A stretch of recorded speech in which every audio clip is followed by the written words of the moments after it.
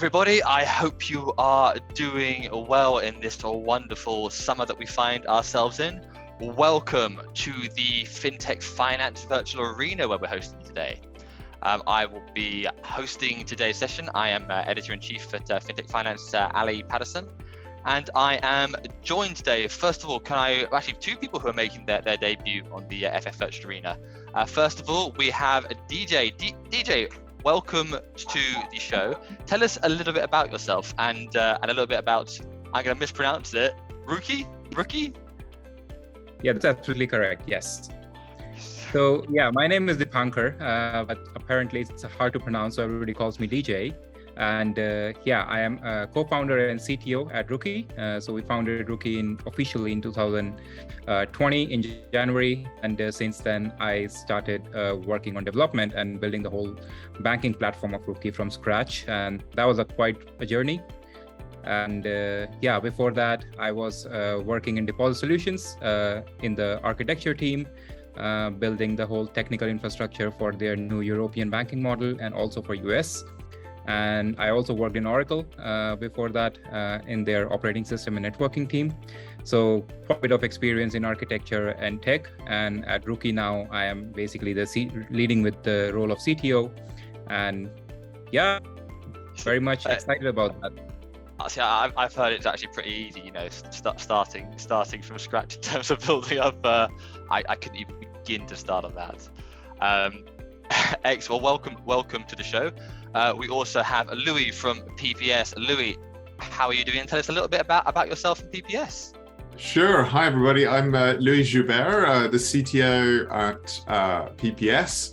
I joined about a year ago, and prior to that, I worked for Refinitiv in a data and tech leadership role, and really. Prior to that, worked for NatWest on the Bow initiative, Bow Bank. So that was a great journey. And prior to that, I've been a technologist in banking and financial services pretty much all my life, and worked across retail, investment banking, always in the tech space. And the last sort of 4 or 5 years, more on the fintech side, and had a lot of good fun. That's quite nice as well. So we've got a pair of CTOs who have worked on both the tech and also the end user side of things. This is going to be quite fun, because today's session is all about how to scale a fintech organization. I've got a sneaky suspicion I'm going to spend 90% of my time. I mean, we could spend hours talking about talent, let's be real, but my goal is to try and delve a little bit deeper beyond that and try and find some of the other elements. So the first thing I want to put to you both is, what are some of the fintechs that have successfully scaled around the world, and how do you actually measure that success? Because is it really on sheer number of customers and the potential for revenue? Is it on the geographic reach? So DJ, I'm going to go to yourself first. How would you actually kind of measure success, and what are some of the examples of those organizations that you look at and go, well, they're absolutely killing it in international expansion? So from my side, I would say success is depending on what is your target audience. So whether you are a B2C company, whether you're a B2B company, you have different KPIs to measure success. So for example, Ruuky being a B2C company, our success is basically the happiness of our customers, how often customers use our app, what is the engagement rate. And depending on that, we can define our KPIs and measure it across the world. And when it comes to scaling into different countries, or one of the best fintechs, if you see, like, for example, Stripe, which is globally established, everybody knows about them, and it is a trust platform that built that trust. But Stripe being in B2B business, to encapsulate that also in B2C business, that your users trust you, because we are a fintech, we are handling their money and building that trust. If somebody posts a comment on Facebook or social media that I trust this bank, that is a huge success factor, just measuring that. Yeah, I agree with that. If I guess could build on that, for me, it's about, are you solving problems of your users in multiple jurisdictions, kind of at a philosophical level? Are you helping the user and the end user in a meaningful way. And but then I guess there's more financially defined success. Are you having an impact on some kind of market share measure in the markets you're entering on a timeline that your investors can accept? Because there'll clearly be there'll be a ramp up for that. In whatever jurisdiction that you expand into, and nobody should expect success overnight. Absolutely. It's also it's interesting. You mentioned that it's whether it's making the customers happy or not, and obviously that then ties into revenue, cost, etc., etc. One of the elements I found truly interesting, and I actually think I'm actually going to put forward this as an argument for a successful expansion and scaling, is Monzo in the US, because they could have thrown resource after resource after resource in that, but they didn't. They kind of realized, actually, we're not making as much headway as we were perhaps thinking in the US, and almost pulled it back. So their resources can then be deployed elsewhere. So I just want to kind of get your takes on that. Is it about getting those sheer numbers, or is there also a resources per measure of success ratio that we need to look at as well? Yeah, absolutely. I think that's a good point. And it reminds me of, a way I've heard it referred to a few times is this idea of blue water and red water. And I think the US market is probably one of the reddest of all, not in every aspect, but, it's obviously a highly developed and very competitive marketplace. And you've got to be very clear about what you're trying to achieve and how you're going to define success and how far you're willing to invest. And also, I think we should really welcome organizations experimenting within their appetite of how far they're willing to go to see what works, and learning from that, and if necessary, rolling some of that back. Ideally, obviously, that you'd succeed, but not all of your experiments will, and that should be expected. So I think that's to be applauded. But there might be easier markets to expand into, perhaps, right? Where in terms of more, blue water, and less of the really choppy and competitive red water. I hadn't heard that term before. I'm definitely stealing that. So it's also not just geographic, though, is it? It's also markets. Like I know Ruuky, for example, you've got quite a nice underserved market you guys are aiming at. Yes, exactly. And also, like, the good thing about Ruuky and serving this market is we are trying to solve a problem that everybody's about. And if you see the target audience, so that's the biggest key factor when you talk about success, who you are targeting and how they talk. Your communication, if you try to sell a Gen Z, an 18-year-old or a 16-year-old, something which a 50-year-old doesn't even understand, have to talk to in their own language. So even Europe, for example, if you take Europe, every country have their different legislation, different culture, different personality of the users. So you have to communicate, you have to understand the market and communicate to the user in a way that they understand, rather than in a way that you think that they would understand. Oh, that's a nice quote that's going to rattle around at the back of the brain. Let's look at this a little bit in terms of the home market as well, into this factor of expansion, because it is about scaling, not necessarily internationally, but as a whole. When scaling up and moving into different regions or different age brackets or different markets, what are some of the musts that kind of need to be ticked off in its home market? I.e., how do you get to the point where now is the perfect time, we are in a healthy position, we're in that golden period to scale up? How do you kind of define when to focus on scaling? I'm going to throw that to whoever who wants to jump in first with that. Yeah, I mean, I guess I'll have a crack. For me, the thing you really, foundationally need to crack first is, do you have a product that at a technical level and at a market adoption level is showing scalability, as in, is it dealing with the capacity that it needs to? Is it performant to what its users expect? Will it survive in a distributed sense with the kind of the latencies? Is it already personalizable? We mentioned there, what do the users expect in other locations? Is it localizable? Is it personalizable? And have you considered the data residency requirements? If everything in your product has been built with a home market in mind, then I feel you've got foundational work to do before taking that further and conquering new territory. I completely agree with you, Louis. I think the foundation is the most important stuff when it comes to checking off whether you're ready to scale. Per se, I don't think there is any golden period that you have, okay, now you are ready. I think when you feel ready, you are ready. And on terms of on top of the technical requirements, what Louis mentioned, there are many other non-technical requirements which you need to support for different countries. Especially the biggest factor is customer service. Is your customer support ready? How many customer support employees you have? Because you've entered a market, people will have questions. You need to answer those questions in the language, again, they understand. So if you, let's say, Ruuky being starting in Germany and having plans to expand across several countries, and you need to make sure in Europe, every country, they speak different languages. You need to have staff trained in those languages to support that. So that's also one of the key factors I would like to add. Yeah, I agree with that. The other thing, I guess, is and this really relates to the problem that problems that your product is solving or your platform is solving.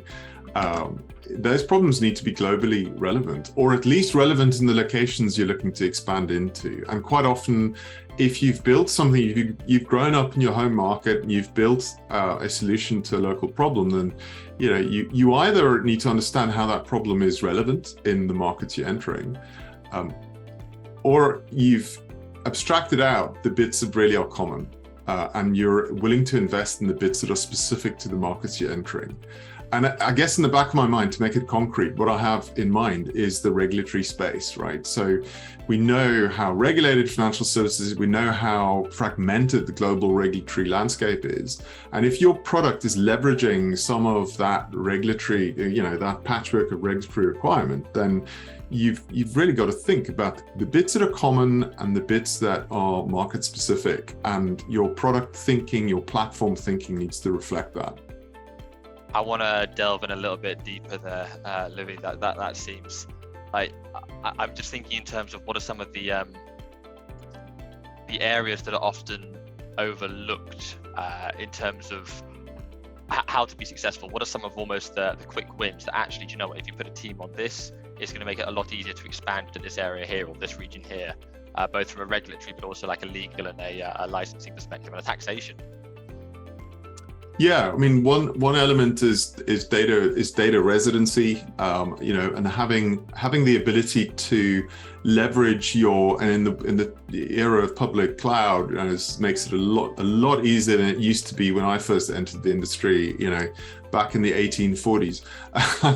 The ease with which we can stand up points of presence globally now is just absolutely awesome. I describe cloud as the superpower that all technologists were gifted by Amazon and then the others. So yeah, that's obviously a big part, is understanding how, and this comes back to what's common and what's market specific, and putting the bits that are market specific in the market where you really need to. The other thing that comes to mind, you mentioned tax. Yeah, there's absolutely, in some cases, there's a need to think about your legal entity structure and how you will be organizing at a corporate level to optimize those things within the law. There's also just the regulatory patchwork around memberships. For example, certain activities where there's no way you can operate as a card processor in certain countries without having a very particular relationship with the central bank. So yeah, there's a lot to consider. It's an interesting point there. I didn't even think of that in terms of the different legal entities across. DJ, did you want to weigh in on this in terms of some of the elements that are often overlooked in order to be successful? Yes, so one of the points, as you already mentioned, the regulations, which Louis clearly explained you, and also different entity structure. The other points when it comes to is the resources, how many people you have, how many people can you calculate for the scaling part? Because sometimes what happens is that you estimate something and it goes viral. And when it goes viral, you are going boom in a new market if somebody posts something, and then you need to have people within your company to take care of it, because if you go viral, that's the biggest thing that could happen to you, and then you have to support that. So you need to make sure that you have the base, you are ready to scale. You always go with a high mark and just hope for the best. So the example I was thinking in terms of going viral, and the incredible example of well, you mentioned cloud earlier. My vice is Pokemon Go. Love it. Still a lot of people love it, but when that launched, the ability to keep that operating was just, I think, a technological marvel. It was with that sheer number of people. It was something like 5% of all smartphones were operating at any given time. It's just incredible stuff. Deepankar, you mentioned something that we're going to go into now. We've got to talk about this. We've got to talk about people. We've got to talk about talent. So what is the most common friction point and problem that organizations have struggled with when scaling up across into different markets, into different geographies? And how can you overcome these? So as you mentioned regarding the different geographies, I think right now, as compared to like all the times when you had to build everything on your own and start building up the infrastructure, you have cloud providers, you have everywhere the technical resources. I think it's limitless what you can do as a small company or as a big company. But when you are moving to different countries with different regulations, you don't want to invest your time in doing something which is not your product, that's not your USP. You want this as a service, just like you have service as a cloud. And that's where banking as a service providers are coming into place a lot, especially for fintechs, helping them to enter the new markets without worrying about any restrictions or too many legal stuff, because they are doing that part. You do your job, and you just have to define a new partner which is suitable for you when it comes to scaling. Yeah, that's Louis, do you want to weigh in on that as well? I know you've got some good, strong opinions on this. Yeah, I mean, I think one mistake to avoid is perhaps taking too narrow a tech-led approach. And obviously we're very proud of our technology. We're very proud of our platforms, and many of us are from a tech background, or we're talking as two CTOs today. But that's really only a part of the challenge, and understanding the market, understanding the users. We've already touched on a lot of this, but not going in with too tech-led an approach, and really being a little bit more holistic about what does the market need, what do the regulators need, what are the dynamics, what are the trends that are going to shape that market you're entering, and then thinking of your technology response to those challenges, and not going the other way around. Or counter argument. My God, there's a lot of demand for people and experience, and just the sheer churn across this entire industry that we're seeing is incredible, and especially for a small startup, you're competing with, frankly, some incredibly insane salaries. How do you compete with that? Well, in terms of sheer volume of people, you really can't, because you're limited resources, so you almost have to rely on technology and automation in order to get that kind of level of scale there, which then does become almost it has got that danger. I see exactly what you're saying in terms of focus on the people, then throw the technology in, but sometimes you also have to think, we're focusing on the people, but this may take a lot of people power into it. However, if we do it and focus on automation and utilizing those tools in an efficient way, yes, we may not be as it's a way to try and, as a stopgap whilst waiting for trying to get as much talent on board as possible. Yeah, that's really interesting. I mean, that particular point on talent, I guess I was thinking and speaking more broadly, but about hurdles other than the talent hurdle. Look, the talent issue is just red hot burning topic for everybody. That's not news. My kind of reflections on it is there's real scope to look at one's own backyard first, in my opinion, and look at the culture internally, and look at how much we're investing in our own people, and what kind of a culture we're fostering internally, and then for that to be the sort of the attractor, and that, because that has a gravity all of its own, you know. And if you think how many strong people are brought in by your existing people, and just the power of holding on to your and developing your existing strongest people, so you know, I feel that's possibly a slightly underemphasized response. You know, a lot of the responses outward facing, right, is you know, how to be more tactical on recruitment, or you know, how to be more appealing to candidates in a given market, etc. And obviously those are important tactics, but you know, the strategic response for me actually starts at home with your own culture, your own people. How badly do they want to stay? How badly are they net promoters for your own firm with their mates who have similar skills? Oh, I like that. That's a very good point there. DJ, I can see you itching to jump on this. Yeah, exactly. So I completely agree. But I also believe, actually, we were hoping that after a pandemic, it kind of brought a good thing, that it opened the talent world like throughout the world. So the remote working became way more efficient, and people were open to hire people from different countries. And even then, we still face struggles to find the right person for your company. And I think there is a shortage in the world, even when they open up the whole world, because there are so many new companies coming up, and everybody needs people. Everybody needs like good people, but talent doesn't grow on trees, right?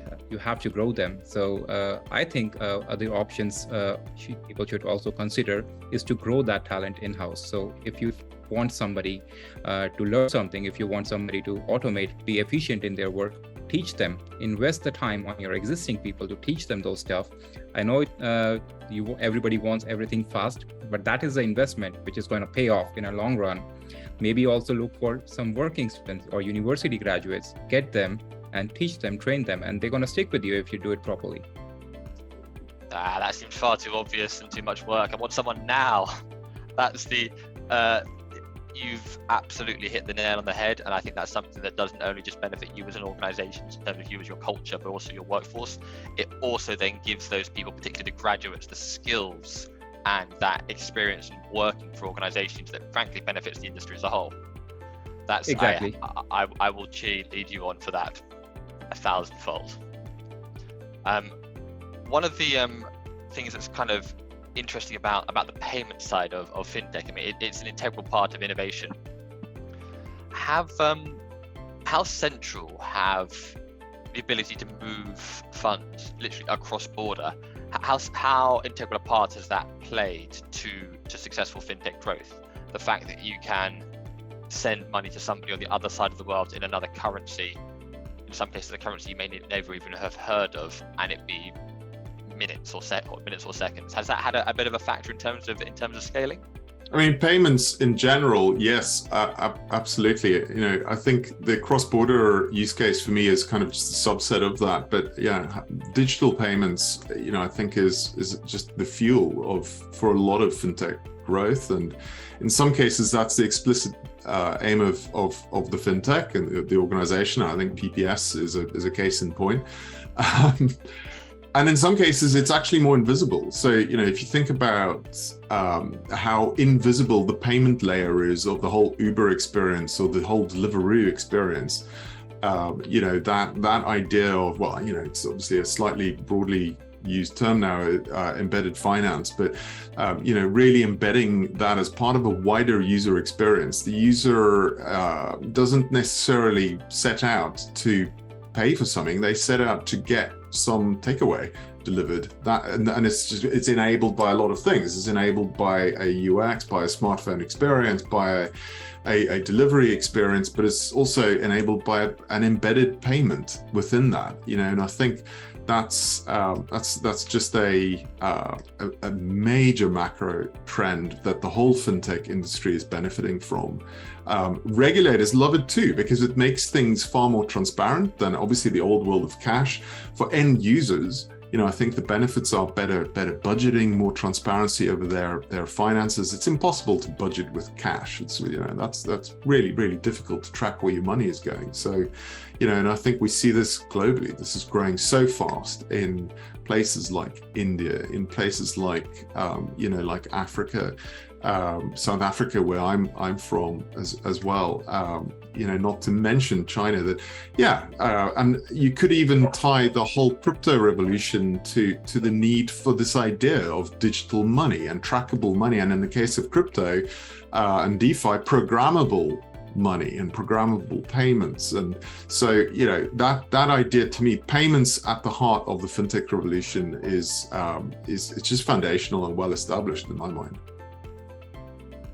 I'm going to bring a little bit of different aspect to the payments world. Is payments are everywhere. They're involved literally in everything you do.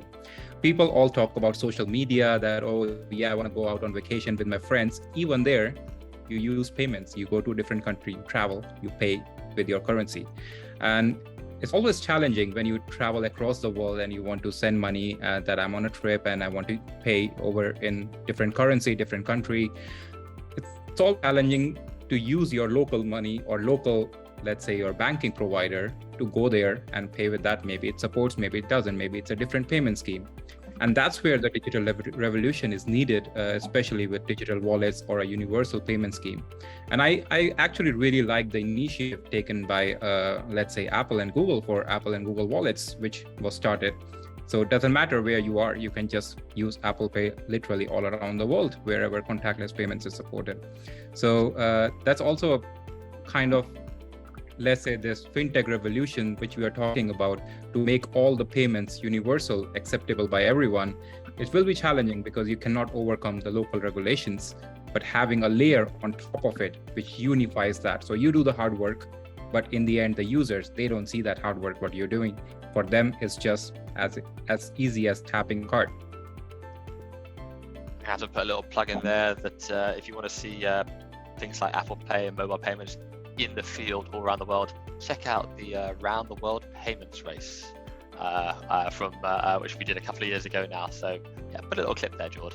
Going around the world on a very tight budget is one thing. Trying to do that using only one form of payment in God knows how many countries, going to be something else. So I'm very excited to see how the races do, but also how each method of payment fares from country to country.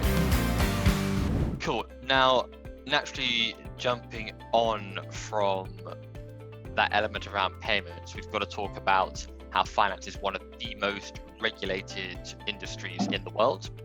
And adhering to some of those regulations, if you're doing that entirely on your own in-house, can prove relatively tricky. In fact, doing everything in-house behind, to quote Ben Robertson, behind those big castle walls, 10, 15 years ago, that was the only option.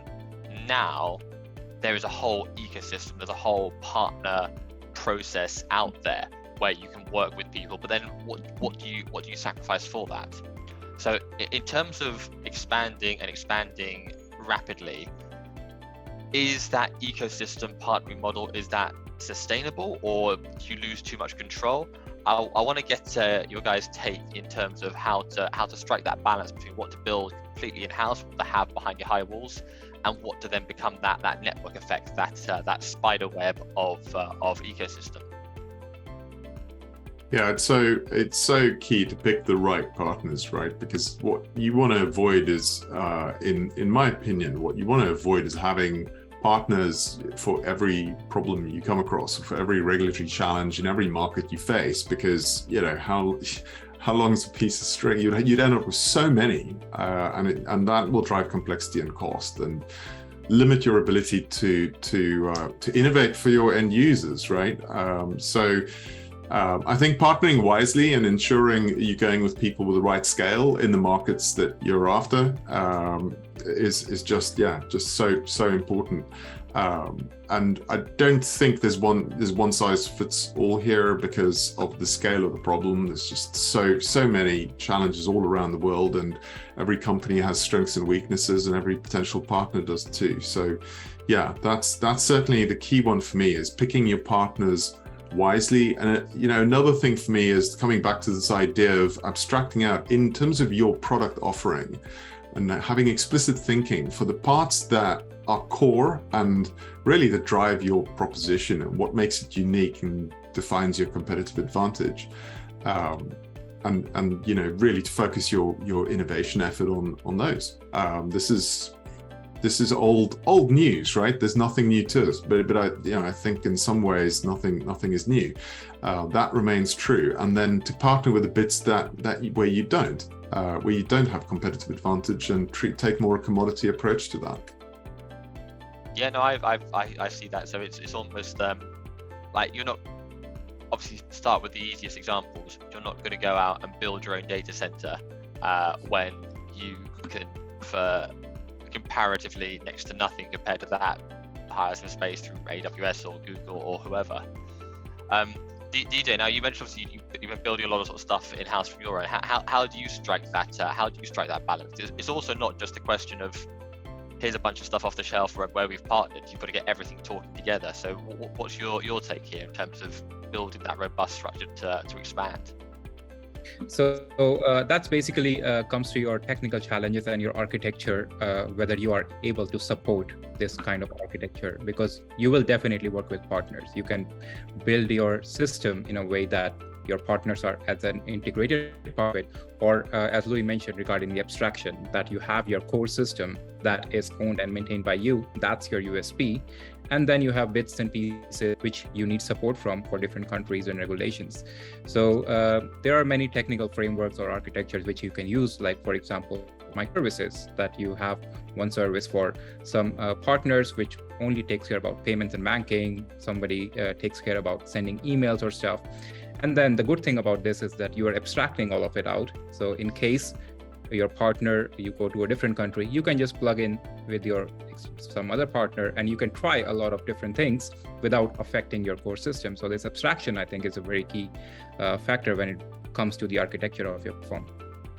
I guess, and also turning that on its head. So I agree with that, but you can turn that whole argument on its head slightly and say, actually, there's an opportunity as well to create products and services that other entrants to that market could use to help them innovate at their layer of customer offering. And this is PPS's platform approach, really, not to plug our stuff too egregiously, but really offering, say, licensed financial activity, offering APIs that deal with local payments integration, so that our customers don't need to go through all of the regulatory complexity and all of the payments SME depth that you need to do well at those things. It allows your customers then to innovate at a higher level of abstraction.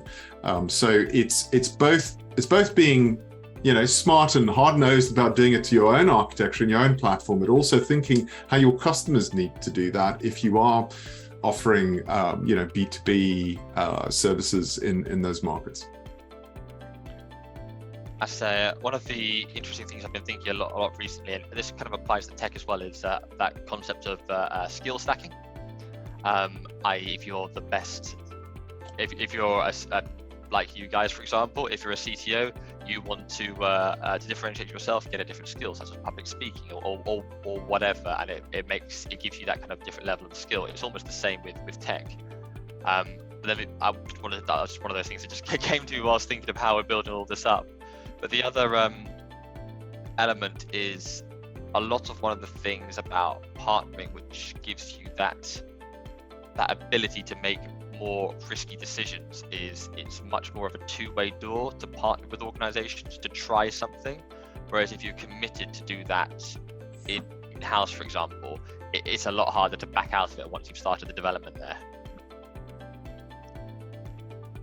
So I would say, I always give this example whenever somebody asks about partnering. It's like a wedding. You have to be committed from both sides, okay. Then it's going to work. So when it comes to training and skill set, all your partners you choose, you have to choose them very wisely, because you don't want to break up or have a divorce with them after 1 year or 2 years. You want to have them for long run. That's why the critical point comes in the beginning when you choose a partner. As Louis mentioned, it's also one of the critical decisions we have to make. I'm gonna stick with that. The last thing I kind of want to bring up, which is, do you think that the world is so different now to what it was? I was going to say 10 years ago, but hell, even 2 years ago, in terms of not even just the technology, but the way that people are utilizing this sort of level of technology, and there's much more reach around the globe. Do you think that we're going to see a lot more global expansion of fintechs, both in B2B and B2C, or is it just too hard to do? What does the future hold in this market? My sense, maybe I'll go first.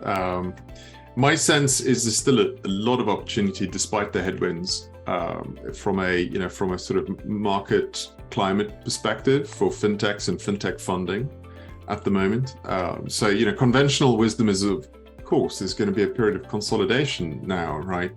The cycle seems to have turned quite comprehensively. So we'll probably see quite a bit of consolidation and some painful challenges in the market for sure. Having said that, and coming back to the central role of payments and the opportunities around further digitization of value streams, of user experiences, of supply chains, there's still so much to do. There's still so much value to be had from those firms out there who can spot inefficiencies, who can spot the pain of the end customer. In many cases, we see so many industries that are still, if you think that the process of buying a house or buying a car, the process of moving between countries, there's so much inefficiency out there that can still benefit from digitization with a strong fintech and or payments substrate to it. That I think there's huge opportunity for the future, and it's a really exciting place to be, despite the fact that the cycle has turned. Well said. DJ? Yeah, so I completely agree with that. I think also for like brave founders or brave innovists, right now the world is very easy to found a company. It's so simple. If you would have asked the same question 10 years ago, it would have been hard to start a fintech because you have to do so many things on your own. You have to think about so many things. But right now, it's easy. You can just buy a subscription, just try it out. There is no harm in trying something out. The worst thing that could happen is that you get a lesson that this doesn't work. Then you try out new things. And that's the mindset I think people have in this world right now. And that's the reason why we see a lot more fintechs trying to solve different niche problems, which we will see that in the future. Very, very well said. The worst that can happen, you learn a lesson. Excellent. Well, thank you so much for taking the time to speak with us today. Where is best to find out more about you guys and reasons to and method to reach out? Louis? I'm at Louis Joubert 77 on LinkedIn. And yeah, do reach out. As I said, we are hiring and we are always hiring. So get in touch about opportunities with us or payments and payments tech in general. Excellent. And Deepankar? Yeah, so you can reach out on LinkedIn anytime by the name Deepankar Jha. And just visit our website. I'm pretty sure you will have some fun watching our cool website. We have a lot of job openings. Just go through it and feel free to reach out anytime you want. Perfect. Well, guys, thank you so much. I've been your host, Ali Patterson. We'll see you all very soon. Thank you.